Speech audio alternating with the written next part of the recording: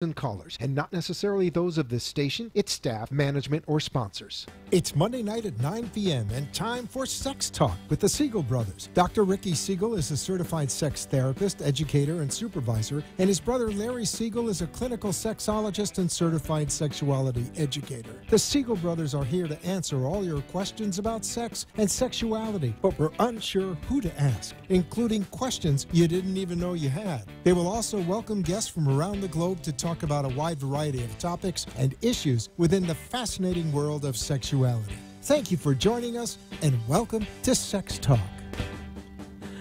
Good evening, and welcome to Sex Talk with the Siegel brothers. My name is Ricky Siegel. I am a certified sex therapist. And I am Larry Siegel, a clinical sexologist and certified sexuality educator. And my awesome big brother. My favorite role. Thank you Good to see you. Good to see you. How's your week? Really, really good. A lot of crazy things going on this week in the world of sexuality. They really have. And some of it not too far away. But we'll get to that in a moment. Right? People who are joining us kind of know where they're on. Thank you for joining us on Facebook. Thank you for listening to us. If you're watching us on Facebook Live, hello, and thanks for joining us. Please hit like and share as much and as often as you can. And if you're listening in South Florida on the radio, we are on 95.3 FM and 1470 on your AM dial. WNN. And you can also watch archived shows on YouTube. Search for Sex Talk with the Siegel brothers. And soon to be on Roku on My Champion Network. Very excited about that. Yes. Preparations are underway for that. Right. So what was one of the things that kind of stuck in your craw this week? Oh, well, the Supreme Court with the frat boy upholding Trump's ban on transgender servicemen and women, which you can't possibly stand. I don't care if it's the Supreme Court. It's absurd. Talking about kicking out tens of thousands of people who are willing to fight and die for our country. We're going to tell them that they're not fit to serve, or that military morale is threatened. That's right. Yeah, somebody needs to talk to the military about you can't do a job, especially one that involves protection and security, if we don't approve of who you're attracted to. Or your genitals. Or your religion. Right. All right? Yeah. You know, no, without going off on too big of a tear on this, just keeping the headline. Here's another interesting headline that you may have seen. In South Carolina, their Supreme Court apparently held up a provision that allows the state to deny gay people and Jews from adopting. Get out of here. What century are we in? No kidding. Oh, my God, I didn't hear about that. Really? Yeah, now, again, I will profess I don't have all the details. I just caught the sort of summary. Well, a lot of people down here don't realize that Palm Beach, the island of Palm Beach, was restricted like up until, what, the 80s? Yeah. Blacks and Jews weren't allowed on the island. And again, unless you had a leaf blower or a catering That's right. van. And that's, you know, that the Palm Beach Island did include Jews. But Delray Beach, a lot of people also don't realize, has that same history. That Swinton Avenue was actually a dividing line, and for a long time. And it may actually still be on the books, but just one of those things that's ignored. But if people of color were not allowed on the beach in Delray. Oh, yeah. I did hear about that. Yeah. So, so it's not that far behind us, and a lot of it isn't even behind us when we look at all this stuff. You know, so again, we ask that a lot. What year is this? Yeah. But one of the exciting things, not in this week's news, but the past couple of weeks, and it was the reason why I contacted our guest tonight, and I'm very, very excited that he'll be joining us hopefully soon. The brilliant Dr. James Cantor from Toronto is going to be calling in. I got in touch with him because of some fascinating things on, you know, our professional listservs and things that have been posted on the internet. But what prompted this discussion was the seizure at the border in Canada when a bunch of these sex dolls were confiscated. Now, of course, oh, there he is. James, hey, are we Doc, connected? Can you hear us? Or I don't know if he's in yet. Nope. Trying to get connected. Yes. I think we might Yes. have a problem with the call-in number By the way, being from apparently a foreign land drugs from in Mexico, Canada. bad. Sex dolls from Canada, good. Well, first I want these sex dolls in general, right? Like these real let's dolls. just say we've come quite a ways from what used to look like inflatable pool toys with mouth holes. Right. Right. Now people are spending upwards of $10,000, Tens of thousands of $15,000 dollars. for. We saw in Denver how unbelievably realistic and lifelike the dolls themselves are. I didn't think so. I really just thought they were creepy. But, I mean, it's really creepy. But now they're going further and incorporating the artificial intelligence technology The so AI, that they right. can talk and communicate. And it's weird Right. that when I first heard about that too, argue with you. Now you're going to spend thousands of dollars on a doll for it to say no to you. And that's part of that AI experience. That's hard enough for a lot of people to wrap their heads around, right? That the technology is bringing that level of fantasy to where it is. But this there's a seizure big but. was child Yes. size dolls, Right. and of course they were seized under the auspices, under the pretense of it being child pornography. James, are we connected? Can you hear us, James? Okay. Oh, okay. James, if you could see, you got to call in All right. on the phone number. You got to call in. I hope you got that international sign language. I think so too. Otherwise, I do that a lot. I just kind of show up somewhere and wait for things to happen. Yes. Well, we'll get connected momentarily, I'm sure. All right, good. Dr. Cantor is truly one of the world's renowned experts in, let's say, atypical Yeah. sexual patterns. He's worked a lot of with sex offenders, and in particular, And, particular pedophilias and hebephilias. right. So of course, this whole doll thing puts people into a tizzy because mostly erotophobes tend to reflexively go toward the slippery slope argument, Right. whether it's pornography or remember when the late Scalia. Yeah, great comment. Yeah. What? Are we going to let For same-sex gay people marriage. get married? What's next? We have to let people marry their goats? Right, That that was was- a quote. Yes, right? We're not exactly. supposed to speak ill of the dead, but screw that old cranky bastard. He, right, that kind of attitude. Yeah. That of course, that's the next logical step from same-sex marriage okay. to bestiality. Right? This is the attitude that it's going to lead to a slippery slope. So if these dolls get into the hands of pedophiles, it's only encouraging their perversion, and of course they'll immediately get bored with them, like a junkie getting addicted, and run out and attack a real kid. Right. I can't text him. I emailed him. So yeah, we're so again for those of you at home, we're having some technical difficulties making this connection with our because, guest from Toronto. He was consulted as an expert and to make the case that not only are these dolls not child pornography, because no child Right. is involved, But it prevents we've been child long pornography. debating in the world of anime, the manga and hentai and those kinds of like softcore porn with very young-looking figures. not so They're soft. cartoons. Right. They're anime. They're Right. not children. Right. Right. So yeah, this is the question that I think gets a lot of people's heads ready to explode. Well, and that not only are they not crimes, but they can actually prevent sexual Right. abuse. By And, giving and part someone of an outlet.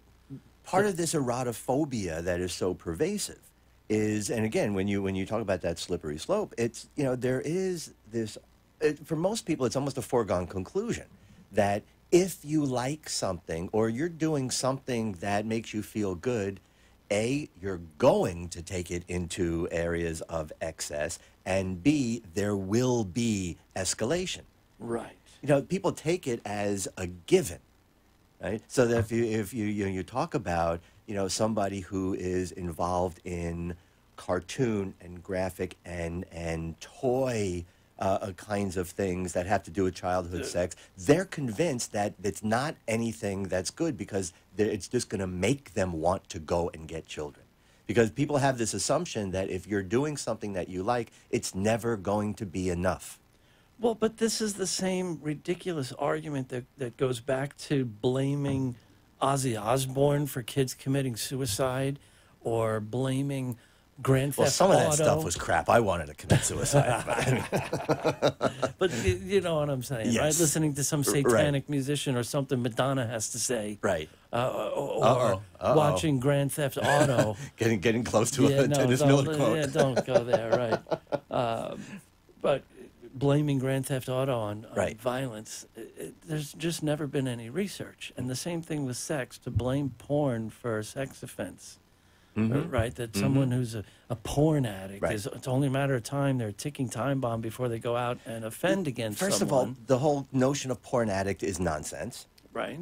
Right, and then everything else from there is going to be nonsensical. I hope that was that's for James. Yes. Okay. Yes. Definitely hope you can see that, because and people really don't like to hear rational talk, sensible talk, any kind of looking at a context of real life for things that just hit their emotional triggers. When we talk about childhood sexual abuse, when we talk about pedophilia, right, for most people it is one big outrage. Yeah, and I want to hear James talk to that too, because this is an important point. Child molestation is not, most child molestation is not done by pedophiles. Right, exactly. They're more done opportunistic. By, like, drunken uncles. That's right. Yeah, That's right. Yeah, and they really are crimes of opportunity, not crimes of desire or predation. Right. Right. Well, that's part of it too. That opportunity to for predation. But it's a very, very different animal. And we can go back to the 50s, I believe. John Money. Right. Who, that argument unfortunately, that it was an orientation and not a paraphilia. Right, exactly. Unfortunately, he is sort of rather infamous at this point, but he really was very important. It did some amazing work and characterizations that are still important today. And one of those was looking at pedophilia not as a behavior, but as an orientation. Yeah, I'm afraid that a lot of pedophiles took that to be justification, right? Like John Money said, it's our orientation, so we're not freaks and perverts and paraphilics. These are normal. No, but see, that's not the thing. The fact that it's an orientation, the fact that we can say it's part of the sort of, I look at it on a continuum. We look at sexual expression, and even when we look at things like desire, it's all on a continuum. And there's one part of the continuum that we can label as healthy and developmental and appropriate and wonderful and all this positive stuff. But there's another side of that continuum as well. And we can also look at consensual and non-consensual behavior on that continuum. The fact that we can say this exists on a continuum does not give anybody a pass, does not make it normal. There are a lot of things that are natural parts of life that are not okay, that we don't allow to happen. And for me, it's an important characterization, especially to make a distinction between a pedophile and a molester or an abuser, because it makes all the difference in the world in treatment. Of course, but see, then there lies another dilemma. In fact, I think it was James. Do they deserve treatment? I think it was Dr. Cantor, who was the first person I heard talk about the virtuous pedophile, the person who's minor attracted, which again, we don't choose our attractions, we notice them. That's the thing that Money was pointing out. But they have a moral compass and realize that as an adult, they can't act out on their impulse. They understand why it's important to protect kids. Right. And if they seek help from a therapist, who's going to immediately freak out and drop a dime and have them registered as a sex offender because they talked about wanting to have sex with a kid. Right, exactly. So is there a safe place for them to go? Right. Right. If not us, who can they go to for support in being able to understand you can have a desire, you can have an attraction, and not act out on it? Okay. Well, while we're waiting for our guest, we do have a caller. Anne, I believe you're on the phone. Are you there? Hey, Hi, Ann, how are Ann. you? Thanks for calling. What's on your mind? Well, you actually hit a real weird spot for me because I was molested. I am. I'm here. Mm-hmm. Mm-hmm. I think I missed something in what you were saying. I have to turn off the speaker because Yeah. I didn't know where the sound was coming from for a minute. Sorry. Okay. I was sexually molested Mm-hmm. when I was 11, repeatedly, Sorry about by that. the Yeah. tenant who lived in the apartment below. My parents rented to a family with a young man, I don't know, teenage or early 20-year-old son. But it was the father. It was the father who would come up. And you said something, Larry, that it makes a difference what whether it's a molester or a pedophile. I don't know what that means. Well, Why does it make? It certainly doesn't make a difference to me. I understand that, sure, of course, but we're just really more of a technicality that we're talking about. As Larry said, the difference between acts and desires, right? And unfortunately, your perpetrator did not have the ability to control an impulse and, victimized you. And I'm sorry that you had to live through that. Yeah. Or again, as a predator who was looking for that opportunity to take advantage, and my point in saying what I said there was that, when we look at treating people, somebody who is a pedophile, who, again, as an orientation, we have to look at those issues, and if we're going to treat that person, it has to be different than somebody who is a violent predator. Okay. In fact, I think our guest is on the line new. I think he can probably explain it best. Better than we can. Yeah, because he's kind of the world's expert Let's get on some to of that. Dr. James Cantor. Sorry So, about yeah. the technical glitch there. But So thank you so much for the call, Ann. Appreciate that. And please stay on, and we'll definitely have Dr. Cantor address that. Thanks. Well, at all. It's the running joke in my family is that I radiate an anti-technology field. This guy, I'm just cursed. if it's electronic and Larry's, it will break I'm down just in cursed. ways no one ever imagined. But we're really happy to So have you. between Sorry, the two of us, it was destined. Yeah. sorry, it's cut our time short. But Yes, but thanks so much for being here. I don't know if you were hearing any of our conversation in the meantime. We were talking about No, what I'm prompted. sorry, I didn't hear what already said. Well, what prompted me to contact you in the first place was reading all of that stuff about what went on with the seizures of the dolls in Canada, and this Yes. the ensuing discussion in the news and in our professional listserv circles about whether such things are a crime or actually a cure, whether these things can prevent sexual assault or lead a person down the proverbial slippery slope toward increasingly more dangerous and illegal behavior. And as a matter of fact, right before you had come on, James, we had just had somebody called in who had shared an experience of being molested repeatedly when she was a young girl and was having a little problem with something that we were talking about just a few moments ago in making a distinction between molesters and abusers and pedophiles. When we talk Sure. about children. And I was saying that it makes a difference in terms of how we provide treatment. I was wondering if you can maybe say something a little bit more about that. Oh, sure, absolutely. The number one rule, exactly as you were hinting, is that pedophilia is not a synonym for child molestation. In fact, the majority of child molesters are not pedophiles. Right. Most cases of child molestation are an incest kind of case. It's a relative, a step-parent, a sibling-on-sibling situation, and usually happens in the context of other kinds of abuse, child neglect, extreme pressures on the parenting. The parents have their own mental health issues or And addiction substance issues abuse. in the family and so on. So when we run into those kinds of situations where the problem is a chaotic household, We need to deal with the parents, and help them, create a stable environment in which to run a healthy family. If, however, the perpetrator is motivated by a genuine, profound, he is more turned on by children than adults, well, this person, we need to teach the kind of skills that he's going to need in order to manage a permanent, sexual interest pattern that he didn't ask for and is not going to change.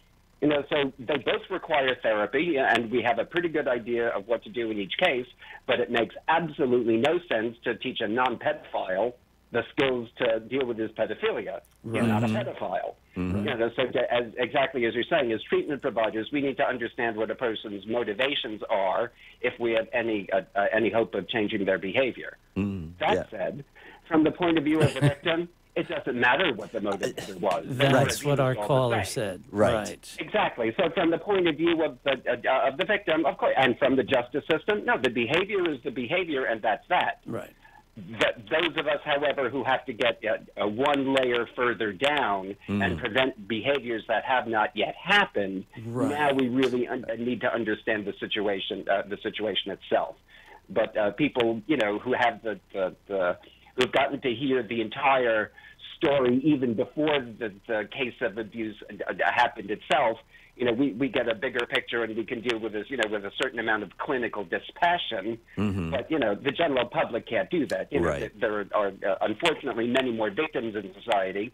They need to be heard out, and that story is well known. But, other than we professionals, there are a few people who can tell the story in a way that helps people understand what's going on inside the head.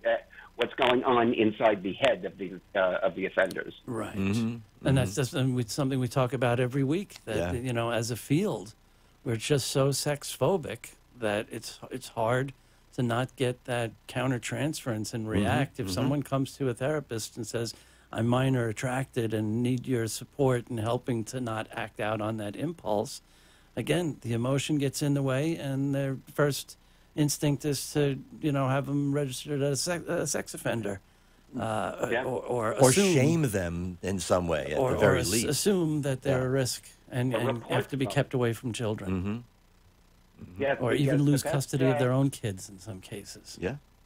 Sure. The best metaphor I have is if somebody is a surgeon in an emergency room and some family gets wheeled in after some horrendous car accident. Anybody else looking at that situation would be caught up in the horror of this, mangled, poor, unfortunate family. Right. But if the surgeon gets emotionally involved like that, the surgeon's not going to be able to help the situation. Right. And that's why, although people kind of, have a very understandable reaction, but as the professionals, we can't afford that. If we let ourselves do that, we can't assist in the situation or prevent them from happening. It requires a certain clinical distance in order to make good decisions about such an emotionally fraught situation. Absolutely. And I would also throw in that that's equally true in working with people who have been on the other side when they are the victims as well. Because I think very often in their good intentions, a lot of therapists are re-victimizing victims of sexual assault just by the way they're approaching them and trying to make that connection. They think they're doing good things, but they're really, I think, re-victimizing them. So that kind of sort of professional, sort of dispassionate connection is very important even when we're working with people. It doesn't mean we don't care. Right. But it's what we need to do our jobs. But the lens has to be clear. And as James said, I think it's a great analogy to a surgeon, right? Because it's just another field that is in dire need of more sex therapists, more sex-minded folks. The entire criminal justice system. Just absolutely. like addiction, they're big on addiction, not so big on sexuality. Criminal justice is big on crime and punishment, not so big on understanding what motivates, especially sexual crimes. And again, going back to that sort of victim approach, does it really matter for them? For most people in the legal perspective, it's cut and dry. Is it legal? Is it not? And society has very little empathy for people who commit sex offenses. Exactly. In prison, they get a rougher trip than murderers do. Absolutely. Right. Yeah. But before we run out of time, very, very naturally to a lot of people. It's that people say justice, but really it's revenge. Absolutely. Yeah. And that's especially when it comes to sex with children, even the thought of it. So, again, I don't want to run out of time. I really want you to address that issue about the child dolls. Yep. You know, what impact can they have on pedophiles and child molesters? That's an excellent question. The bottom line is that there's never been a study. You know, these things have been kind of banned by fiat by some courts, not other courts, and it's a little bit ambiguous. But everything, all of those questions really kind of boil down to exactly the same point. Where do we draw the line between free speech and, no, this stuff is dangerous? And I think, you know, after a discussion, most people sooner or later will come down to some form of saying, well, if it's harmful, you know, if it increases risk of harm to somebody, that's a reasonable limitation of free speech. Okay? That's legit. Right. Now, the original intent behind banning child porn was that it would prevent the subject of the photograph from being the victim of a crime. Right. Even if it's an innocuous photograph, I'm thinking like a topless 8-year-old on a nude beach in France. Right. Or a naked baby on a bearskin rug. Right. It's not the coercion kind of victim, but at least their privacy is being violated. And exactly. And there's the exploitation setup. Right. Yes. Exactly. So it's to prevent there from being a market for these kinds of for those kinds of photographs. Perfect sense. The public interest comes first. What about a text-based description? Yeah. Who are we protecting now? There is no child being harmed. This is pure fiction. Right. Or a machine. Now, from this one, right, the only argument anyone ever has is, well, it normalizes it, gives it permission, maybe it encourages it. It's just the ick factor, That's right? not how sexual orientation works. Right. If we could encourage people into being a pedophile, then we could therapy them out of being a pedophile. That's just not how it works. Right. It's that nobody accidentally masturbated while looking at a picture of a kid and poof, in some Skinnerian way. Right. Some connection was formed. How it works. Wow. Yeah. Exactly. Right. Yeah. That's just not how it works. Now, for all the rest of the examples, you know, go from text-based porn, which is as fictional as possible, a cartoon drawing. Sure. All right. Now, how about a 3D computer rendering? Yep. Yeah. And now I can go, what about, you know, a sex doll, you know, shaped and sized to look like a kid? Right. Now three-dimensional. Now I got a sex robot. Yeah. Yep. Right, with artificial intelligence. But there's still no kids being exploited or taken advantage of. Where is my line? Is there a victim here? Yeah. From my point of view, all of this is just levels of how uncomfortable I feel, but my emotion doesn't matter. There's no evidence that any of this can either make people into a pedophile or, for that matter, unmake somebody into a pedophile. Unfortunately, but I have had several victims. But I have had several victims saying that they wish that their perpetrator had a doll that they could have acted out with. Yeah, no kidding. Instead of me. I'm so sorry we're out of time so quickly, but I just want to point people to jamescantor.org, Cantor, jamescantor.org. Wonderful reference and resources and great way to get in touch. And hopefully we can pick this up again. And that's it for us. We got to get out of here. We'll see you next Monday and every Monday at 9 o'clock for a Sex Talk with the Siegel Brothers. Thanks for watching and listening.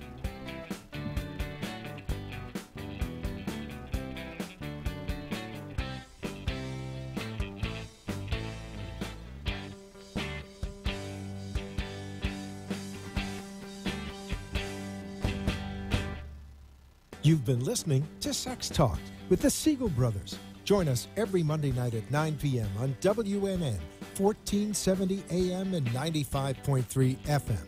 Or watch live streaming video at AMP2 TV Productions on Facebook, or look for the shows on YouTube. Thanks for tuning in, and we hope you'll join us again next week. The opinions expressed on the preceding